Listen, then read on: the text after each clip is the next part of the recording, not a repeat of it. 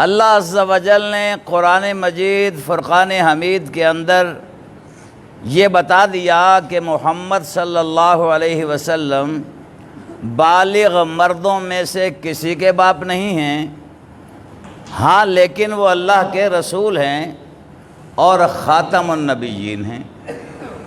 اسی طرح سرکار دو عالم صلی اللہ علیہ وسلم نے ارشاد فرمایا، انا خاتم النبیین، میں آخری نبی ہوں، لا نبی بعدی، میرے بعد کوئی نبی ہو سکتا نہیں۔ اب 1,24,000 کم و بیش انبیاء کرام تشریف لائے، جن میں سے 313 رسول اور نبی میں کیا فرق ہے؟ رسول وہ ہوتا ہے جو اپنی شریعت لے کر آئے، اور نبی وہ ہوتا ہے جو شریعت نہ لائے بلکہ جو رسول شریعت ان سے پہلے لے کر آئے اسی پر عمل درآمد کروائے۔ اب اللہ کا یہ فرمان کہ میرے محبوب کے بعد کوئی نبی نہیں ہے، جب پہلے انبیاء کرام آتے تھے تو نبوت ان کو عطا کی جاتی تھی، ایک انگوٹھی کی شکل تھی، جس کو نبی بنانا مقصود ہوتا اس کو وہ انگوٹھی پہنا دی جاتی تھی، جس کو انگوٹھی پہنا دی وہ نبی ہے، اور جب اس کی نبوت ختم ہوئی تو وہ انگوٹھی اتار کے دوسرے نبی کو دے دی، دوسرے نبی کی نبوت ختم ہوئی تو وہ انگوٹھی اگلے نبی کو عطا کر دی۔ جب میرے اور آپ کے غمخوار آقا تشریف لائے تو اللہ تعالیٰ نے اس نبوت کو انگوٹھی کی شکل میں نہیں رکھا، یعنی جب چاہا اتار لیا جائے، جب چاہا پہنا دیا جائے، نہیں، بلکہ اللہ عز و جل نے انگوٹھی کی شکل ختم کر کے میرے اور آپ کے غمخوار آقا کے دونوں کندھوں، دونوں شانوں کے درمیان رب تعالیٰ نے ختم نبوت کی مہر عطا فرما دی۔ پہلے جو انبیاء کرام آتے تھے وہ اسی انگوٹھی سے مہر لگایا کرتے تھے، لیکن آپ کے اور میرے غمخوار آقا کو رب تعالیٰ نے پھر ختم نبوت کی ایسی مہر عطا فرمائی جو نہ نبی سے جدا ہو سکتی تھی، نہ کوئی اور نبی آ سکتا تھا۔ یہ بھی آپ کے اور میرے غمخوار آقا کے خاتم النبیین ہونے کی دلیل ہے۔ سرکار دو عالم صلی اللہ علیہ وسلم چونکہ رسول بھی ہیں، میں نے جیسے عرض کیا، رسول وہ ہوتا ہے جو اپنی شریعت لے کر آئے، رسول وہ ہوتا ہے جو اللہ سے لے اور لوگوں کو عطا کرے۔ رسول کا کیا معنی ہے؟ جو اللہ سے لے کر لوگوں کو عطا کرے۔ اب دیگر انبیاء کرام جب تشریف لاتے، رسولان اعظام تشریف لائے، وہ اللہ سے لیتے تھے، لوگوں کو دیتے تھے۔ اللہ سے لیا، آدم علیہ السلام نے لوگوں میں دے دیا، نوح علیہ السلام نے لیا، لوگوں میں دے دیا، ابراہیم خلیل اللہ نے لیا، لوگوں میں دے دیا، اسی طرح حضرت موسیٰ کلیم اللہ نے لیا، لوگوں کو دے دیا، عیسیٰ روح اللہ نے لیا، لوگوں کو دے دیا، یوسف علیہ السلام نے لیا، لوگوں کو دے دیا، اسماعیل ذبیح اللہ نے لیا، لوگوں کو دے دیا۔ جب میرے اور آپ کے غمخوار آقا کی باری آئی، اب اللہ تعالیٰ نے کیا فرمایا؟ اِنَّا أَعْطَيْنَاكَ الْكَوْثَرَ، اے محبوب ہم نے آپ کو خیر کثیر عطا فرما دیا۔ اب اللہ سے لینے کی ضرورت نہیں ہے، اللہ نے سب کچھ آپ کو عطا فرما دیا ہے۔ اب اگر کوئی اور رسول آنے کا یا کوئی اور نبی آنے کا دعویٰ کرے تو اسے پوچھا جائے کہ وہ لایا کیا ہے؟ اللہ نے تو سب کچھ اپنے محبوب کو عطا فرما دیا۔ تو رسول وہ ہوتا ہے جو اللہ سے لے اور لوگوں کو دے، اللہ سے لے کر لوگوں کو دے۔ میرے اور آپ کے غمخوار آقا کو تو رب تعالیٰ نے فرما دیا، وَوَجَدَكَ عَائِلًا فَأَغْنَىٰ، اے محبوب صلی اللہ علیہ وسلم، ہم نے آپ کو اپنے فضل سے غنی کر دیا۔ تو جب اللہ تعالیٰ نے اپنے محبوب کو غنی کر دیا تو پھر میرے محبوب کے پاس ایسی کون سی چیز ہوگی جو نہیں مل سکتی؟ اسی لیے ہم اہل سنت و جماعت نبی پاک کی بارگاہ میں عقیدہ یہ رکھتے ہوئے کہ نبی پاک دیتے ہیں لیکن اللہ کی عطا سے دیتے ہیں، اس لیے ہم کہتے ہیں کہ سوا تیرے نہیں کوئی سہارا یا رسول اللہ، سوا تیرے نہیں کوئی سہارا یا رسول اللہ، میں قربان اس ادائے دستگیری پر میرے آقا مدد کو گئے جب بھی پکارا یا رسول اللہ، مدد کو گئے جب بھی پکارا یا سب مل کر پڑھیے گا، مدد کو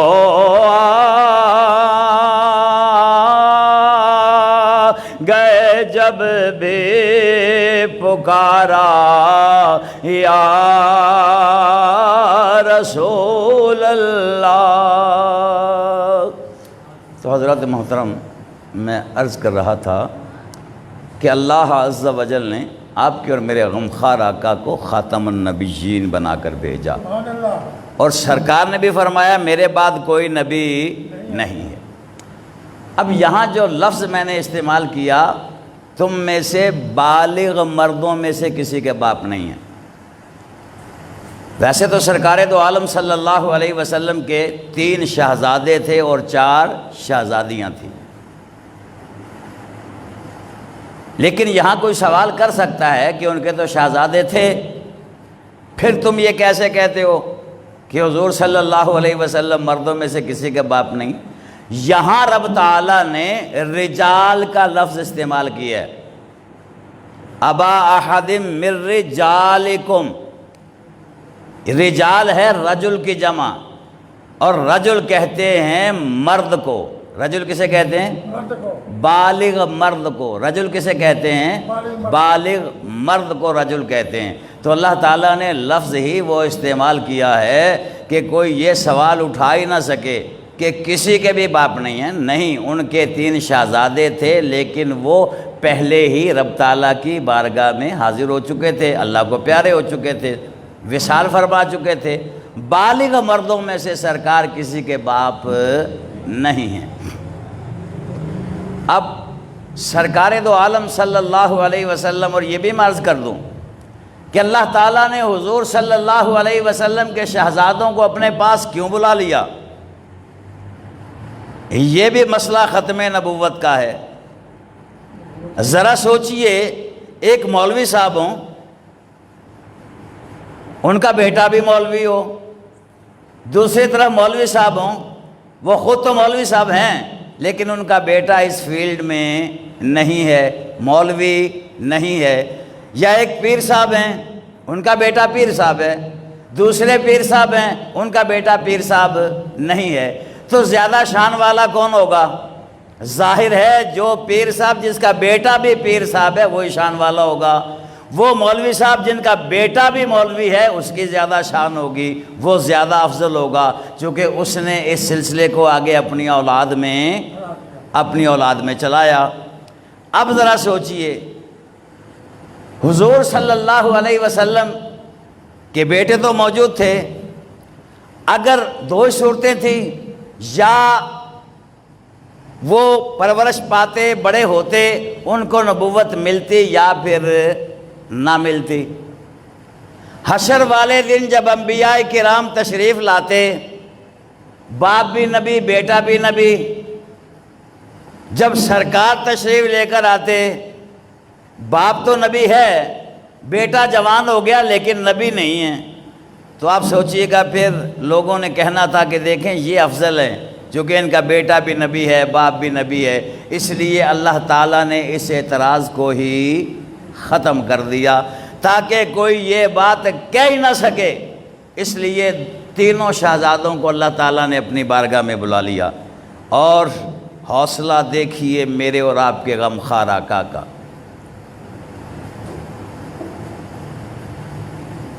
آپ کے اور میرے غمخوار آقا اپنے بیٹے ابراہیم کو یوں لے کر کھڑے ہیں گود میں، سرکار زاروں قطار رو رہے ہیں۔ صحابہ کرام نے عرض کی حضور، ہر نبی کو اللہ تعالیٰ نے ایک دعا ایسی عطا فرمائی ہے جو فوری قبول ہوتی ہے، تو سرکار آج وہ دعا کیجئے تاکہ بچے کی سانسیں واپس آ جائیں، بچہ پل پڑھ کر شہزادہ جوان ہو۔ آپ کے اور میرے غمخوار آقا خاتم النبیین صلی اللہ علیہ وسلم، آپ نے فرمایا میرے صحابہ یہ بات بالکل ٹھیک ہے، اللہ تعالیٰ نے ہر نبی کو ایک دعا ایسی دی ہے جو فوری قبول ہوتی ہے۔ ہر نبی نے وہ دعا دنیا میں مانگ لی، ان کی قبول ہو گئی۔ مجھے بھی وہ ایک دعا عطا کی گئی ہے، میں وہ دعا کروں تو فوری قبول ہوگی، لیکن میں وہ دعا نہیں کروں گا، میں وہ دعا نہیں کروں گا۔ عرض کی حضور، بچے کی سانسیں آخری چل رہی ہیں، شہزادہ اپنی زندگی گزار سکتا ہے۔ سرکار دو عالم صلی اللہ علیہ وسلم نے فرمایا، اے خاموش ہو کر بیٹھنے والی امت، نہ سبحان اللہ نہ ماشاء اللہ، سنو ذرا سرکار کا پیار۔ سرکار نے فرمایا، اے میرے صحابہ، میں نے وہ دعا حشر کے لیے رکھی ہے، حشر والے دن جب میرے گناہگار امتی دوزخ کی طرف جا رہے ہوں گے، اس وقت رب کی بارگاہ میں دعا کروں گا، مالک و مولا میرے گناہگار امتیوں کی بخشش فرما دے۔ یہ دعا اس دن کے لیے رکھی ہے۔ یہ حکمت تھی اس دعا میں، ایک تو یہ کہ امت کی بخشش ہو جائے گی، دوسری حکمت یہ تھی کہ اگر سرکار دعا فرما دیتے، اللہ عز و جل قبول فرما لیتا، شہزادہ بڑا ہو جاتا، جوان ہو جاتا، نبی پر نبوت ختم تھی، اس کے بعد کوئی نبی نہیں آ سکتا، تو لوگوں نے کہنا تھا کہ یہ کیسا نبی ہے، بیٹا نبی نہیں بن سکا۔ اس لیے سرکار نے دعا نہیں فرمائی، یعنی ختم نبوت کی خاطر اپنا شہزادہ قربان کر دیا، ختم نبوت کے لیے اپنا شہزادہ قربان کر کے ہمیں بتا دیا کہ یہ مال جان اولاد اعزہ وقربا رشتہ دار، جب بات آئے ختم نبوت کی سب کو قربان کروا دینا، لیکن ختم نبوت پر پہرا دینا، ختم نبوت پر بولیے ختم نبوت پر پہرا دینا، یہ ہے اصل ہماری ذمہ داری کہ ختم نبوت کیا ہے۔ حضور صلی اللہ علیہ وسلم کے دور اقدس میں ہی سرکار نے فرمایا تھا کہ 30 دجال ہوں گے، کذاب ہوں گے، کتنے؟ بولیے کتنے؟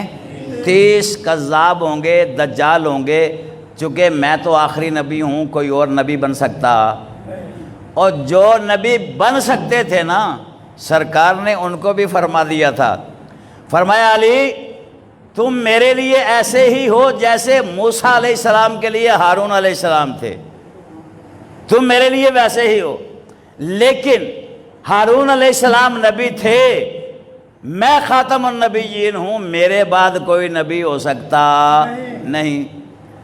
سرکار نے سیدنا صدیق اکبر کو فرمایا، یعنی جو نبی ہو سکتے تھے، جن میں یہ صلاحیت تھی، قابلیت تھی، ختم نبوت پر وہ سارے بھی قربان ہوئے۔ فرمایا ابوبکر صدیق ساری امت سے افضل ہے، نبیوں کے بعد سب سے افضل ہے، پر چونکہ میرے بعد کوئی نبی نہیں ہے، نبی یہ بھی ہو سکتے نہیں۔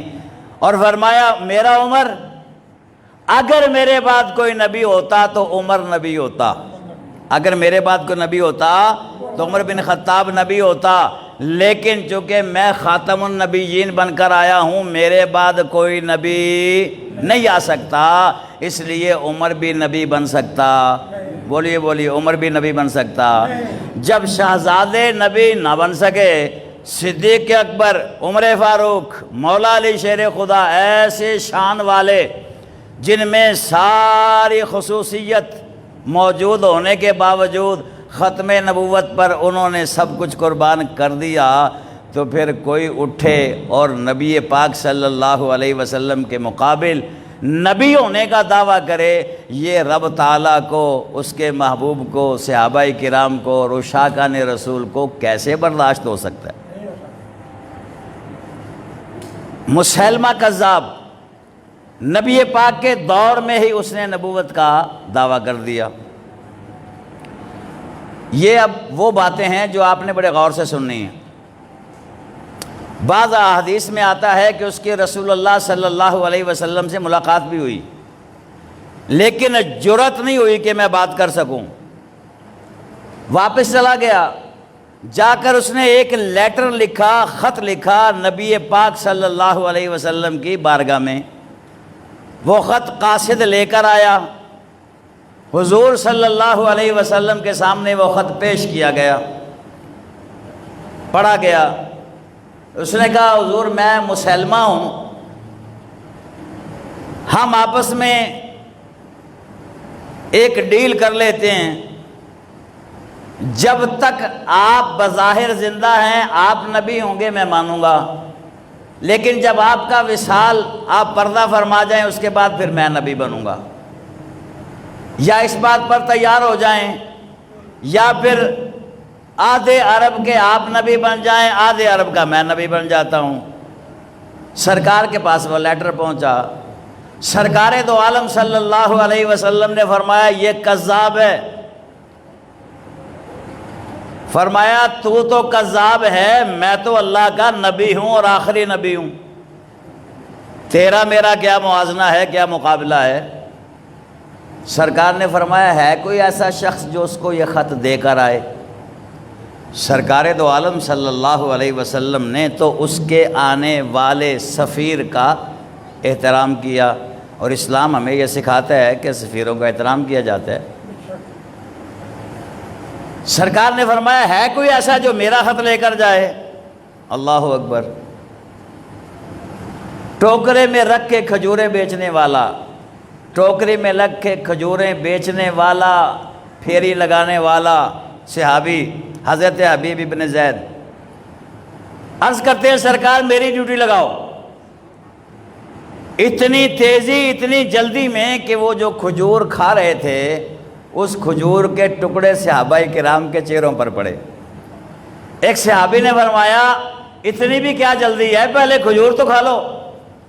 فرمایا میں کھجور کھا لوں، ڈیوٹی کسی اور کی لگ جائے تو مجھے جلدی ہے، یہ ڈیوٹی میں دینا چاہتا ہوں۔ اب یہ ڈیوٹی آسان نہیں تھی، وہاں مسیلمہ کذاب نے نبوت کا دعویٰ کیا تھا، ارد گرد اس کے لوگ بھی تھے، اس کے چاہنے والے بھی تھے، اس کے ماننے والے بھی تھے۔ تو سرکار دو عالم صلی اللہ علیہ وسلم نے حبیب کو بھیجا، حبیب جاؤ، پھر وہ خط لے کر گئے۔ جب مسیلمہ کذاب کے پاس حبیب پہنچتے ہیں، مسیلمہ کذاب نے پہنچا کون؟ آپ نے فرمایا پہچانا نہیں؟ محمد عربی صلی اللہ علیہ وسلم کے غلام تو چہروں سے پہچانے جاتے ہیں، تو کیوں نہ پہچان سکا؟ میں محمد عربی صلی اللہ علیہ وسلم کا غلام ہوں۔ اس نے کہا اچھا پھر کیسے آئے ہو؟ فرمایا میں بھی یہ خط لے کر آیا ہوں، میرے محبوب نے تجھے خط بھیجا ہے۔ اس نے کہا لاؤ، خط دیا۔ اب بادشاہ خط خود نہیں پڑھا کرتے تھے، اسی طرح مسیلمہ کذاب نے بھی خود نہیں پڑھا، دوسرے کا خط پڑھ کے سناؤ۔ اس کا وہ خط پڑھنے والا پڑھتا ہے، حضور نے فرمایا میں نبی ہوں تو کذاب ہے، میں رسول ہوں تو دجال ہے، یہ کیسے ہو سکتا ہے تیرا اور میرا موازنہ؟ مجھے تو رب نے نبی بنایا ہے اور آخری نبی بنایا ہے۔ اب اگر تو یہ بات اکیلے میں ہوتی، علیحدگی میں ہوتی، یا اکیلا مسلمہ کذاب سنتا تو شاید چپ کر جاتا۔ اب بڑے مجمع میں اس کو سرکار نے کذاب لکھا ہے۔ مسلمہ تلوار لے کر اٹھا، حبیب کے پاس آیا۔ حضرت حبیب بن زید رضی اللہ تعالیٰ عنہ، اب مسلمہ کذاب پوچھتا ہے کہ تیرے نبی نے تو مجھے کذاب کہا ہے، تیرا کیا خیال ہے، تو کیا کہتا ہے؟ حضرت حبیب بن زید فرماتے ہیں تجھے یہ بھی نہیں پتا، میرے نبی دی زبان ساڈے واسطے قرآن، میرے نبی دی میرے نبی دی زبان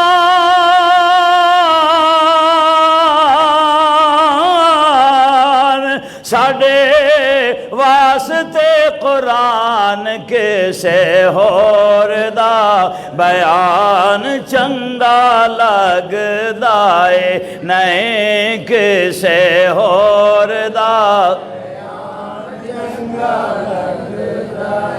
اگر آپ کو بھوک نہیں لگی تو اونچی آواز سے پڑھ لیں، زیادہ کھانا کھا کے نہیں بیٹھے پھر بھی اونچی آواز سے پڑھ لیں۔ کسے ہور دا بیان چنگا دل نبی دے نظارے کھولوں، لیکن مسلمہ کذاب کہتا ہے اے حبیب اگر تو باز نہ آیا میں تجھے قتل کر دوں گا۔ حضرت حبیب نے فرمایا ڈراتا کس کو ہے جو احد سے لے کر بدر تک شہادت کی تمنا لیے پھرتے تھے۔ اس نے تلوار ماری، حضرت حبیب کا ایک بازو کٹ گیا، کٹ لگا نہیں ہے، انگلی نہیں کٹی، ہاتھ نہیں کٹا، بازو پورا کٹ کے زمین پہ گر گیا، فریکچر نہیں ہوا، ہڈی نہیں ٹوٹی، پورا بازو کٹا زمین پر گر گیا۔ مسلمہ کذاب پوچھتا ہے اب بتا حبیب۔ حضرت حبیب نے پھر فرمایا کیا سمجھتا ہے؟ غلامان محمد جان دینے سے نہیں ڈرتے، یہ سر کٹ جائے یا رہ جائے کچھ پرواہ نہیں کرتے، یہ سر کٹ جائے یا رہ جائے کچھ پرواہ۔ مسلمہ کذاب نے دوسرا وار کیا، دوسرا بازو بھی کٹ گیا، زمین پر گر گیا۔ حضرت حبیب بھی زمین پر گرے، مسلمہ کذاب آتا ہے پوچھتا ہے حبیب اب بتاؤ۔ حضرت حبیب نے پھر بھی فرمایا تو کیا بات کرتا ہے، ہم تو وہ ہے جو ہر رات دعا کرتے ہیں الہ العالمین موت شہادت پر عطا فرمانا۔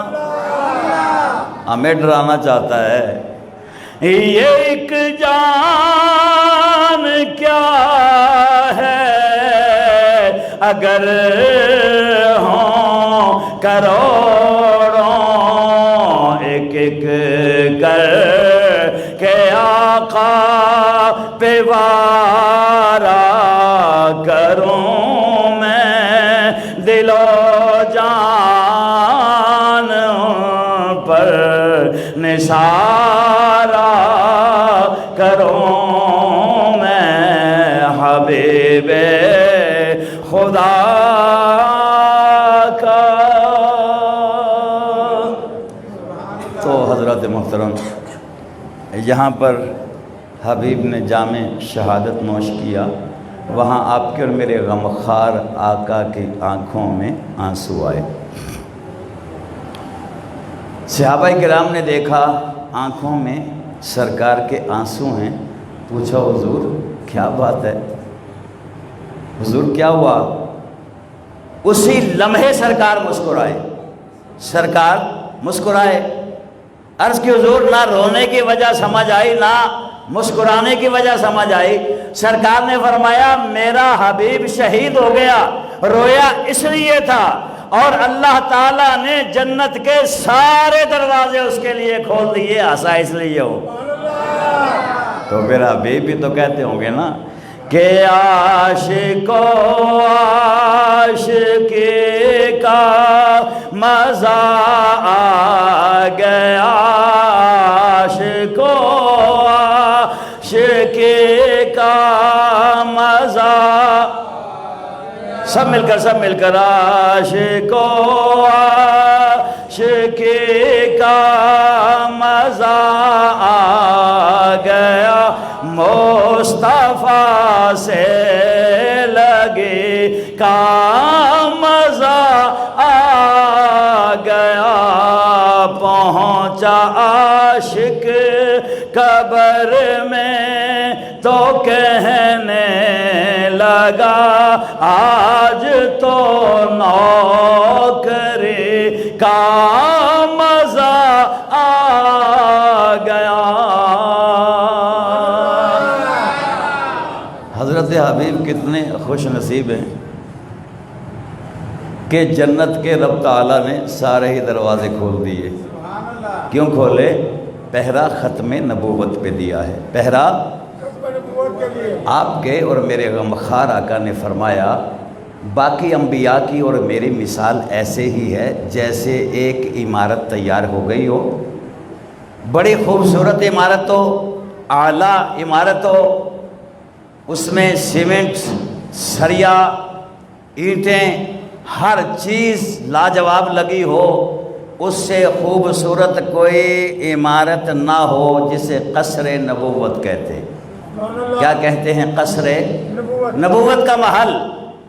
لیکن میری مثال ایسے ہی ہے کہ وہ محل تیار ہے، لوگ آ کر دیکھتے ہیں کتنا اعلیٰ عمدہ عالی شان محل ہے، لیکن اس میں ایک اینٹ کی جگہ خالی تھی، ایک اینٹ کی جگہ خالی تھی، اور وہ آخری اینٹ میں محمد عربی ہوں۔ اب جب سرکار کی وہ اینٹ بھی اس محل میں قصر نبوت میں لگ گئی، محل تو مکمل ہو گیا نا، محل تو مکمل ہو گیا نا، اب تو کوئی گنجائش نہیں رہ سکتی نا۔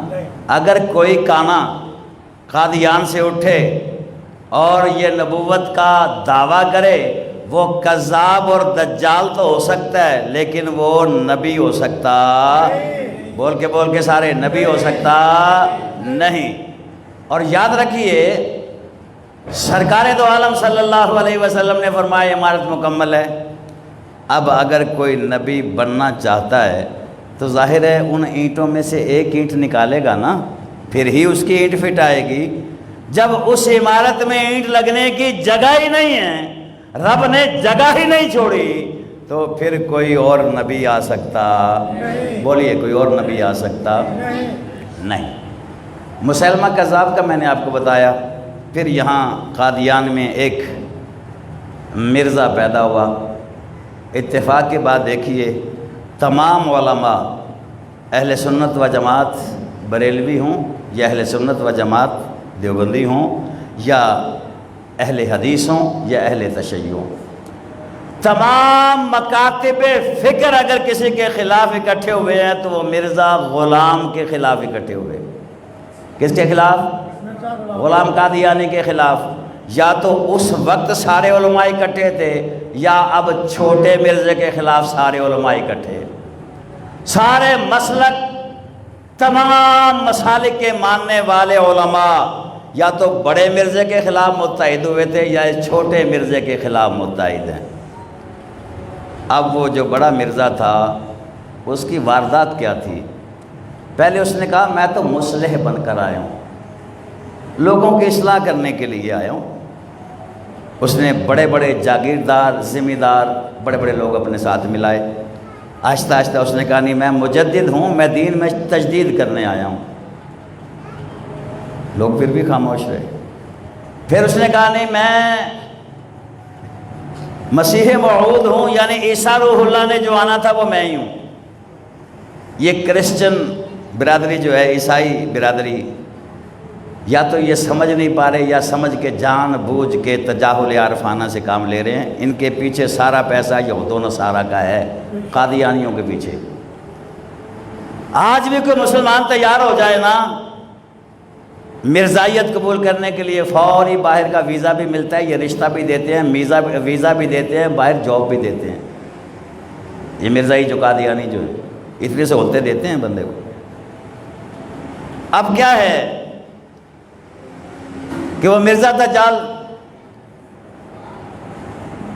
مجدد تک پہنچا، پھر اس نے کہا میں مسیح موعود ہوں، پھر اس نے آگے ایک اور دعویٰ کر دیا، اس نے کہا نہیں میں ذل نبی ہوں، ذل نبی یعنی نبی کا سایہ بن کر آیا ہوں، معاذ اللہ ثم معاذ اللہ، بروزی نبی ہوں میں۔ دعوے میں بڑھتا گیا، آخر اس نے کہہ دیا جو محمد عربی کے بعد مجھے نبی نہیں مانتا وہ مسلمان ہی نہیں ہے۔ تو کیا علماء کرام خاموش رہے؟ نہیں۔ پیر میر علی شاہ صاحب، پیر جماعت علی شاہ صاحب قربانیاں ہیں، ابو الحسنات صاحب، مفتی محمود احمد رضوی صاحب، انگریز الٹا لٹکا کر شاہی قلعے میں نیچے توڑی اور یہ چیزیں رکھ کے نا آگ لگا کے وہ دھواں جو تھا ان کے ناک سے چڑھایا کرتے تھے، آخر تک دمے کے مریض رہے ہیں۔ مولانا عبدالستار خان نیازی پھانسی ہو گئی تھی، اور مولانا نورانی آپ جانتے ہی ہیں، علماء کرام نے ملے، قرارداد اسمبلی میں پیش کی گئی، مولانا نورانی کے کردار نے، علماء کرام کے کردار نے اس میں ایسی روح پھونکی کہ بھٹو جیسا لبرل شخص مجبور ہو گیا قادیانیوں کو کافر قرار دینے پر۔ اور یہ ایک ہی رات مولانا نورانی کے پاس گئے تھے 10 کروڑ روپیہ لے کر۔ مولانا نورانی فرماتے ہیں اگلے دن میری اسمبلی میں بحث تھی نا، تو میں نے سوچا آج رات کو کیا کروں، سوچا وہی کروں گا جو سرکار نے غزوہ بدر کی رات کیا تھا، نوافل ادا کیے، نبی پر درود و سلام پڑھا، سرکار کا دیدار ہوا، سرکار نے تھپکی دی کہ نورانی گھبرانا نہیں، انشاءاللہ تیرا نبی تیرے ساتھ ہے۔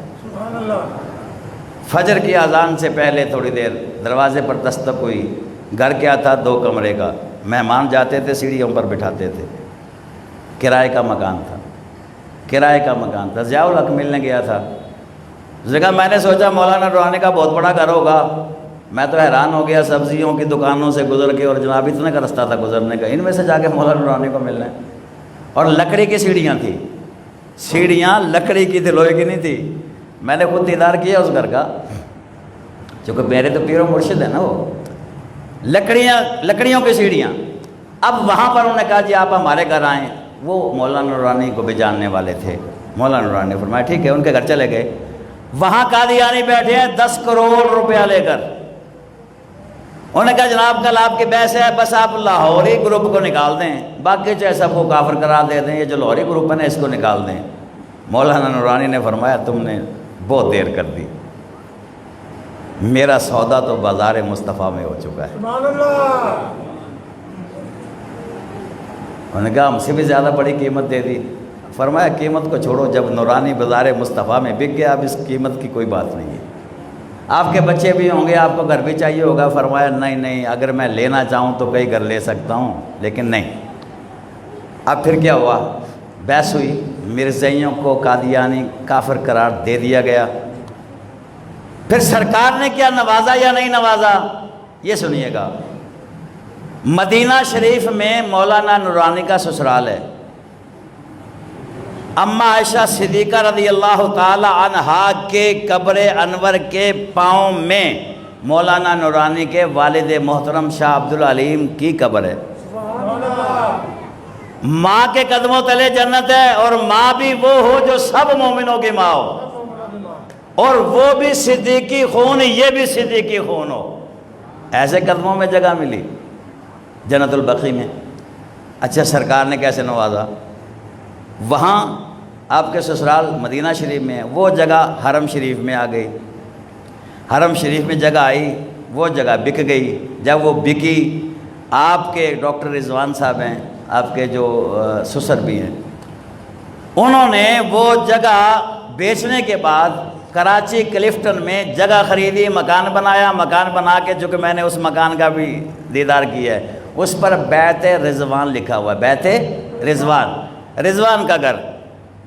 تو وہ سسر نے آپ کو تحفے میں دیا ہے، تحفے میں، نہ سالے نے، سسر فضل الرحمان صاحب ہے، تو سسر نے آپ کو تحفے میں دیا، نام ان کے سالے کے ہے، آ کے کہتا ہے ویسے تو آپ نے مکان نہیں بنانا تھا، اب یہ تو مدینہ پاک سے مدد آئی ہے نا، یہ تو گھر مدینہ پاک سے آیا، یہاں تو 10 کروڑ تھا، کلفٹن میں جا کر دیکھیے قیمت کیا ہے جگہ کی، میں نے اس گھر کو بھی دیکھا ہے۔ تو میرے محبوب صلی اللہ علیہ وسلم کسی کو خالی چھوڑتے نہیں ہیں۔ یا پھر مولانا خادم حسین رضوی کے جنازے سے اندازہ کر لیجئے، علماء کرام کے جنازے کتنے بڑے بڑے ہوتے ہیں۔ یاد رکھیے آج چیف جسٹس نے یہ جو کام کیا ہے نا، فیصلہ دے کر 2-4 دن پہلے، اس کو کہا گیا ہے کہ فیصلہ واپس لے لو، واپس لے لو، لیکن ابھی تک حکومت نے بس وہاں 4 گرم گرم تقریریں کی، علی محمد خان نے کی، اور حنیف عباسی نے کی، اور جناب صاحبزادہ حامد رضا صاحب نے کی، اور وہ اپنا پیپلز پارٹی کے ہیں، پیپلز پارٹی کے اس نے تقریر کی، ٹھیک ہے، لیکن تقریر کے پیچھے نہیں ہٹنا۔ آپ نے الیکشن ایکٹ میں ترمیم کروائی ہے تو وہاں یہ ترمیم کیوں نہیں کروائی کہ کوئی جج، کوئی چیف جسٹس، کوئی رکن اسمبلی، بلکہ پوری اسمبلی، پورا سینٹ، پورا عدلیہ کا عملہ مل کر بھی ختم نبوت کے قانون میں ترمیم کر سکتا نہیں۔ یہ عوام کا مطالبہ ہے، ابھی ہم دیکھ رہے ہیں، نہیں تو پھر آپ دیکھیں گے کیا ہوا ہے۔ یہ حکومت وقت کو چاہیے ہوش کے ناخن نہیں مانے۔